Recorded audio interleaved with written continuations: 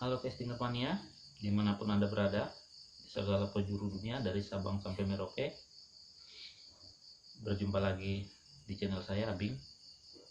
Dalam kesempatan kali ini saya ingin berbagi tips cara pemilihan lure, tentunya untuk jenis target ikan yang berbeda serta spot yang berbeda. Khususnya bagi castinger yang baru gabung atau baru mancing, boleh pantengin channel saya ini karena saya selalu berbagi tips dan trik tentang dunia casting. Oke, sebelum saya lanjut ke topik selanjutnya, jangan lupa bantu channel ini untuk berkembang ya bro, dengan cara subscribe, like, komen, dan share. Saya tunggu.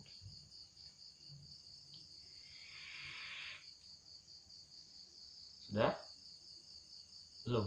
Oke, masih saya tunggu subscribe-nya, like-nya, komen, serta share ya bro. Saya tunggu. Ada yang tidak melihat di mana tempatnya subscribe? Ini bro, di bawah. Sudah dipencet? Anda mau dipencet, berarti sinyal Anda yang bermasalah, jaringan Anda bermasalah. Jadi ulangi terus sampai warnanya hitam. Oke, sudah? Oke, thank you bagi yang sudah subscribe. Lanjut bro ke topik pembahasan selanjutnya. Di sini saya akan, seperti kata saya tadi, saya akan berbagi tips tentang lure-lure apa saja yang bagus digunakan di spot yang berbeda. Yang pertama ada jamprok. Ini disebut orang jamprok, entah kenapa disebut orang jamprok, saya pun tidak tahu. Siapa yang memberi nama pertama, saya pun tidak tahu. Tapi yang jelas namanya jamprok. Mungkin karena aksennya loncat-loncat, terus mirip kodok. Mirip kodok enggak ya? Ya begitulah, mirip kodok. Lompat, kodok, jadi jamprok gitu. Sama. Dan yang kedua, nih. Ini kalau di tempat saya namanya geol atau kadal mabuk. Kenapa disebut kadal mabuk? Karena actionnya begitu ditarik dia akan geol. Tuh. Dan yang ketiga, ini lure yang fenomenal, yang biasa orang sebut jaws. Dan yang keempat, ada yang menyebutnya deep sea frog. Kalau saya sendiri sih menyebutnya popper frog, karena suaranya, action suaranya itu mirip popper ya. Begitu ditarik dia akan pop pop pop pop.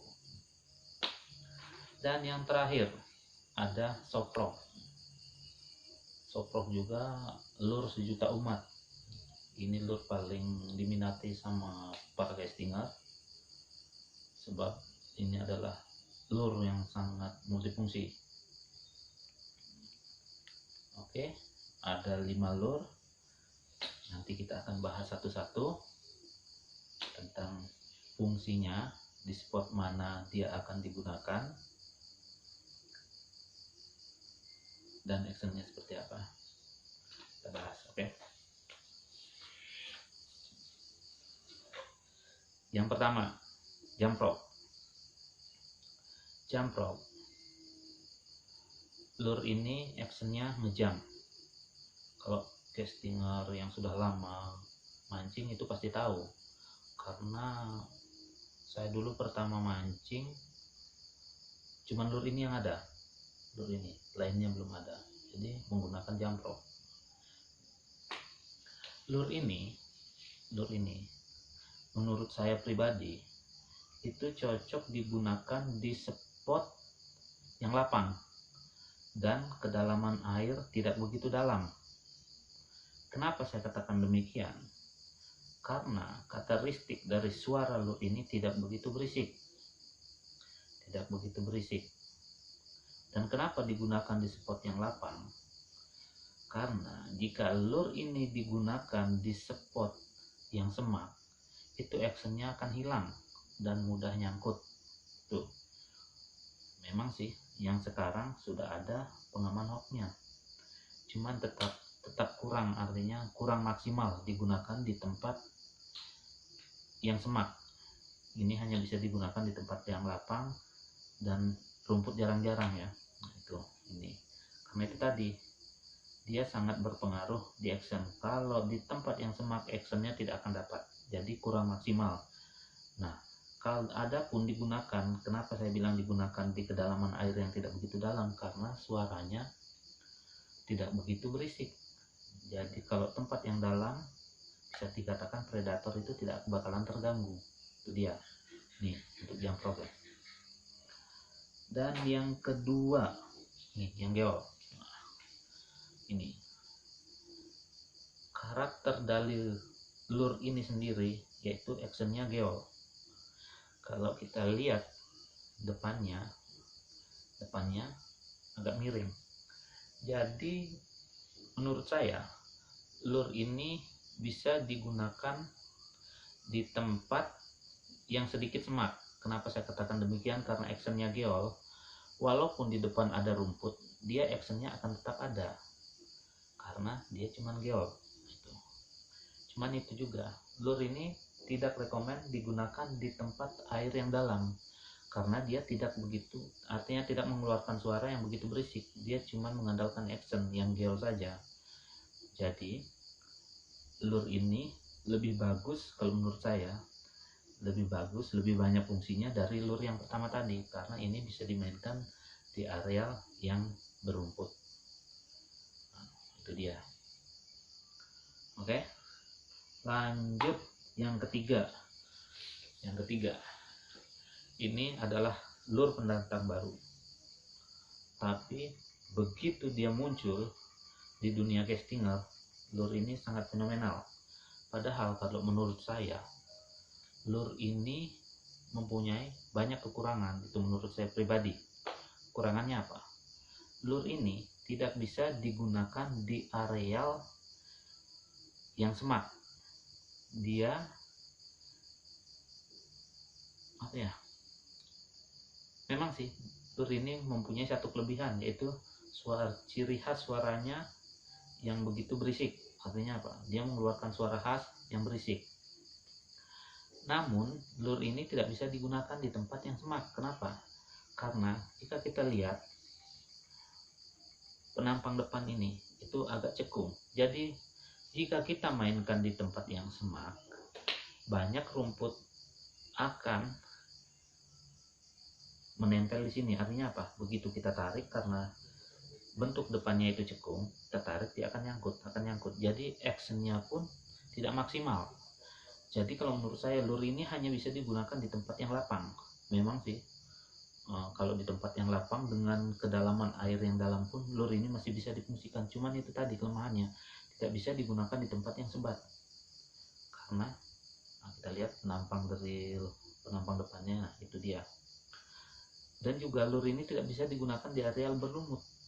Karena itu tadi, jika ada yang lumut juga yang nempel di sini, actionnya akan kurang maksimal. Nah itu ya. Dan yang keempat, ini lure pendatang baru, belum begitu fenomenal, tapi saya sangat senang menggunakan lure ini. Kenapa saya katakan demikian? Karena lure ini sangat berisik, suaranya khas, dan actionnya, kalau ada yang punya action dari lure ini, actionnya yaitu dia bergeraknya gimana ya, dia akan seperti berguling tengah lingkaran seperti ini. Bukan geol, dia akan seperti berguling. Kalau kita tidak cermat mengamatinya, dia kelihatan seperti ngejam, padahal bukan ngejam. Dia akan berguling seperti ini, jalan, tapi dia tidak berputar gitu. Suaranya pun sangat keras, melebihi suara yang ini.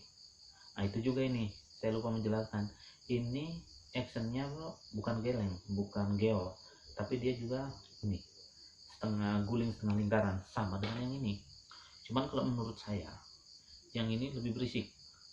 Jadi lure ini cocok sekali untuk menggoda predator di spot yang dalam, apalagi apalagi untuk jenis tauman itu sangat rekomen lah kalau menurut saya. Tapi kalau untuk jenis gabus tidak, lure ini tidak rekomen karena sangat berisik. Gabus itu kayaknya takut dia mendengar suara ini menurut saya. Nah, itu dia. Jadi saya sangat senang menggunakan lure ini karena itu dia suaranya berisik, walaupun support dalam dia masih tetap oke. Nah, tapi satu kelemahannya, lure ini tidak bisa digunakan di areal yang berlumut. Kenapa? Karena kalau kita gunakan di areal yang berlumut, lumut itu nempel di sini, suaranya pun akan hilang. Dia akan jalan, akan lurus saja. Nah, itu kelemahannya. Jadi setiap tipikal lure itu mempunyai kelebihan dan kelemahan ya bro. Nah, dan yang terakhir nih, soft frog.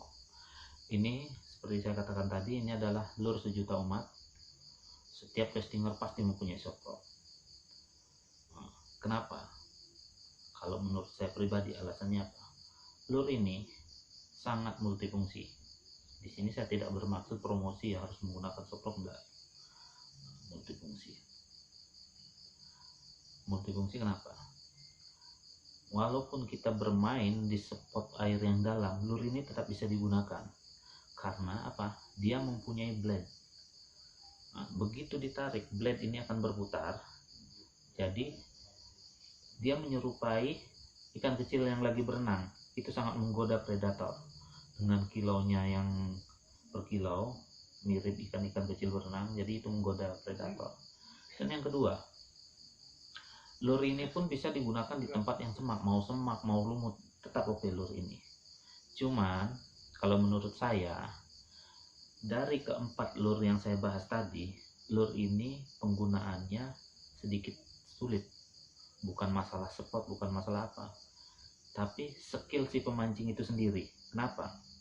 Karena menggunakan lure ini berbeda dengan menggunakan jaws, menggunakan jamprog, menggunakan deep sea, menggunakan geol. Lure ini sangat berbeda. Ya, Pak. Bedanya di mana? Lure ini begitu kita pakai mendapat sambaran, kita harus menjedanya. Menjedanya apa? Sepersekian detik. Sambar, jeda sekian detik agar dia ditelan, baru tarik. Itu harus mempunyai feeling yang kuat untuk menggunakan lure ini. Memang sih kadang lempar, sambar, tarik, kena. Memang ada. Cuman kalau menurut saya memang harus dijeda sepersekian detik agar hooknya sempurna. Itulah saya bilang letak kesusahannya di mana, di situ, di skill kita. Berbeda dengan lure-lure yang tadi ini. Tarik, sambar, tinggal tarik, udah. Dia pasti akan kena. Tidak perlu digentak, tidak apa, tinggal tarik. Tapi jangan juga ini dijeda. Sambar, jeda, wah, ikannya bakalan kabur bro, karena dia tahu ini keras. Dia akan tahu ini kayu. Walaupun ikan itu tidak bisa berpikir. Bisa berpikir ikan? Bisa nggak ya ikan berpikir? Entahlah, yang jelas itu jelasannya. Ini tidak bisa dijeda. Jadi begitu tarik sambar, ya sudah tarik, itu pasti kena. Nah ini itulah keuntungan dari lure-lure hard frog ini. Nah, berbeda dengan yang ini tadi, ini wajib dijeda. Nah, itu dia ya bro, wajib dijeda. Terus selanjutnya ada lagi yang bilang semua lure itu sama, asal ada ikan dia mau menyambar. Memang benar, semua lure itu sama kata orang. Ada yang ngomong seperti itu, ada yang ngomong, saya pun sering mendengarnya, semua lure itu sama, asal ada ikan dia pasti mau menyambar. Oke, itu memang benar, semua lure itu asal ada ikan pasti mau menyambar. Tapi ada tetapinya ya bro. Kata-kata itu hanya berlaku untuk spot-spot yang jarang dikunjungi oleh pemancing, atau bisa dikatakan perawan. Karena kalau di spot seperti itu, jangankan lure, kayu aja Anda lempar terus Anda tarik, itu pasti bakalan disambar. Itu berbeda dengan spot yang sudah sering dikunjungi orang. Kalau spot yang sering dikunjungi orang, ada ikan, belum tentu menyambar dia bro. Anda pasti mengalaminya juga. Anda melihat banyak tenggakan ikan ini, Anda lempari tidak menyambar. Itu kenapa saya bilang kata-kata itu salah, karena saya sendiri sering mengalami. Ada ikan pasti disambar, itu tidak benar. Itu tidak berlaku untuk spot yang sudah sering dikunjungi oleh para pemancing. Nah, di sini kenapa saya menyarankan banyak lur? Yang pertama, kadang saya pribadi nih, kadang sering lupa. Lupa apa? Terkadang kita fokus menggunakan satu lur di spot itu. Fokus karena apa? Karena kita malas mengganti lur itu. Padahal sebenarnya itu salah. Kalau menurut saya salah. Tapi kenapa kita tetap melakukannya? Karena itu tadi, malas untuk mengganti lur itu sendiri. Tuh. Padahal kalau menurut saya, sekian lemparan wajib ganti lur, sekian lemparan wajib ganti lur, sekian lemparan. Kita harus wajib mencoba lur dengan karakter yang berbeda. Kenapa? Karena di setiap spot, karakter penghuni spot itu, ikan di spot itu berbeda. Kadang mungkin dia di sana jenis makanannya suaranya seperti ini lewat. Oh ini bukan makanan saya, dia tidak mungkin ya. Dia tidak mau menyambar. Nah, begitu kita ganti lur, mungkin terkena pas, artinya seperti yang sering dia makan. Action lur itu seperti yang sering dia makan, dia akan menyambar kemungkinan. Dan seperti saya katakan tadi yang di awal, predator itu tidak hanya memangsa karena lapar, tapi predator itu akan memangsa karena arealnya terganggu. Jadi itu tadi, kenapa kita wajib membawa lur lebih dari satu, yaitu tadi. Kenapa kita harus mengganti-ganti lur di satu spot? Karena itu tadi apa? Karena predator itu memangsa bukan hanya karena lapar, tapi predator itu memangsa karena dia merasa terganggu. Contoh, kita main di tempat itu memainkan soft lure, tidak ada suaranya. Si ikan mungkin merasa tidak terganggu, ya udah diam aja. Dua, lewat lagi si jamprok, karena tidak terlalu berisik dia diam aja. Nah terakhir, lewatlah si umpan-umpan yang berisik. Di sini saya hanya mereview 5 umpan ya bro. Padahal kalau jenis umpan-umpan top water itu banyak. Ada bush bite, ada apa? Macam-macam, saya kurang hafal juga namanya. Yang berisik itu banyak. Jadi begitu lewat umpan yang berisik ini, ini kayaknya mengganggu areal saya, dia langsung menyambar. Nah itu mungkin ya, itu pendapat saya pribadi. Dan kedua, kenapa Anda wajib membawa banyak lur? Nah, begitu Anda mancing, seandainya Anda membawa satu lur saja, kebetulan tempat itu semak atau apa. Nah, seperti kata saya tadi, karena lur-lur ini mempunyai fungsi dan karakter yang berbeda, tidak bisa digunakan di satu spot. Artinya dengan karakter spot yang berbeda. Contoh semak, kalau kita memaksakan ini, itu nggak bakalan berhasil bro. Kenapa saya menyarankan Anda membawa banyak lur? Yang pertama, jika Anda ketemu spot yang berumput, oh saya harus memakai lur ini, saya tidak memaksakan lur yang ini, kan seperti itu. Dan yang kedua, kalau Anda membawa satu lur, begitu Anda melihat spot, kebetulan spotnya itu semak, terus Anda membawa lur yang biasa bermain di tempat yang lapang, melihat ada tenggakan ikan, Anda lempar atau terlempar, nyangkut, tarik putus. Memang sih bisa diterjuni, cuman kita kan harus safety nih. Kita tidak tahu di dalam air itu ada apa. Nah, kalau putus, masa Anda harus pulang? Kalau Anda terjun ke sana, ikannya tentu kabur ya bro. Nah itu keuntungannya kalau membawa banyak telur. Itu keuntungannya. Makanya saya menyarankan kalau Anda, terutama ini yang baru gabung ya di dunia casting, berangkat mancing, jangan lupa membuat lur lebih dari satu. Intinya minimal itu. Intinya gini, kalau lur Anda sangkut atau putus, Anda tinggal ganti dengan yang satunya. Saya tidak menyarankan Anda putus yang terjun, itu jangan. Jangan. Intinya gini, lebih baik kita membuang satu lur demi keselamatan kita, daripada kita menyelamatkan satu lur tapi artinya selamatkan kita ini terganggu atau berbahaya. Itu bro ya. Oke. Selanjutnya ada juga pernah saya dengar warna lur itu berpengaruh untuk spot atau daerah tertentu. Saya pun bingung apa itu berpengaruh ya, karena setahu saya ikan itu buta warna.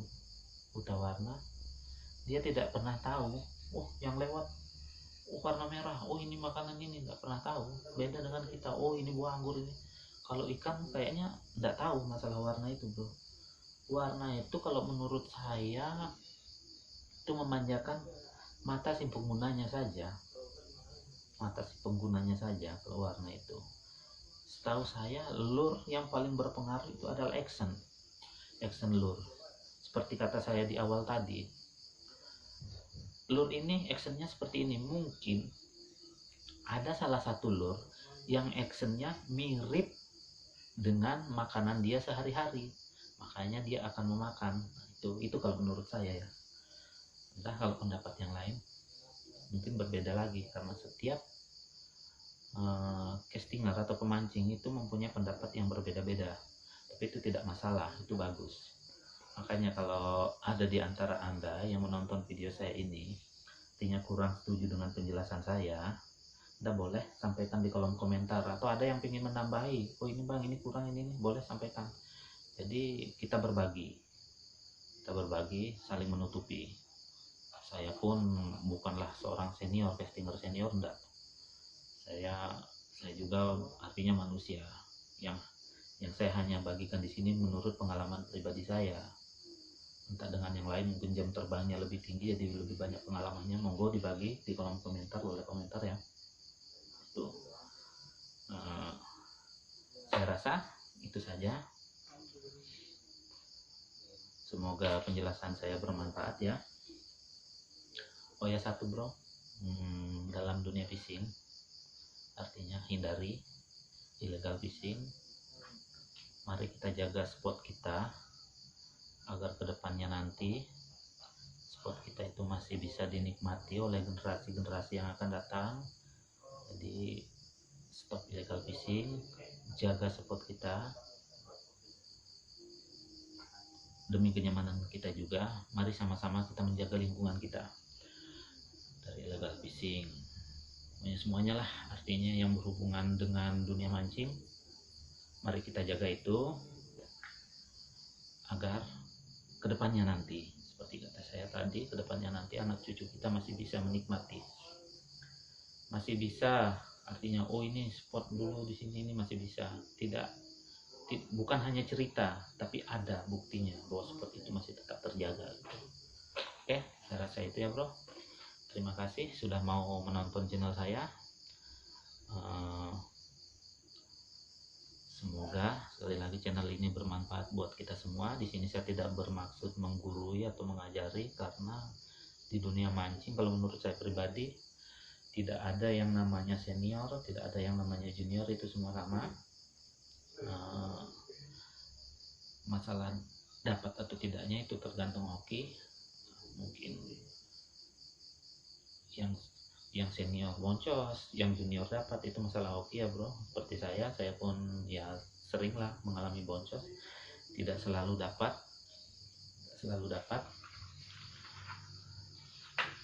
Oh ya, ada lupa saya sampaikan tadi bro, sedikit flashback sebelum saya akhiri video saya ini. Sedikit flashback jenis-jenis hard lure yang saya sebutkan tadi itu. Kalau jenis hard froggy itu saya rekomendasikan untuk mencari jenis predator seperti toman, itu yang lainnya. Kalau untuk yang soft lure ini saya tidak mau rekomendasikan untuk mencari predator jenis toman. Karena apa? Nah, mungkin kalau para castinger yang sudah biasa malam melintang itu tahu kenapa ini di samping udah rusak itu rentan putus ya bro. Nah, itu dia tuh. Jadi saya tidak merekomendasikan ini, untuk bukannya tidak bisa, boleh Anda coba ini untuk mencari toman atau apa, boleh Anda coba, boleh. Nah, boleh. Oke, saya rasa itu, semoga bermanfaat ya videonya.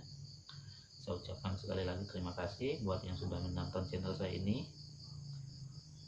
Salam Joran Melengkung dari Kalimantan.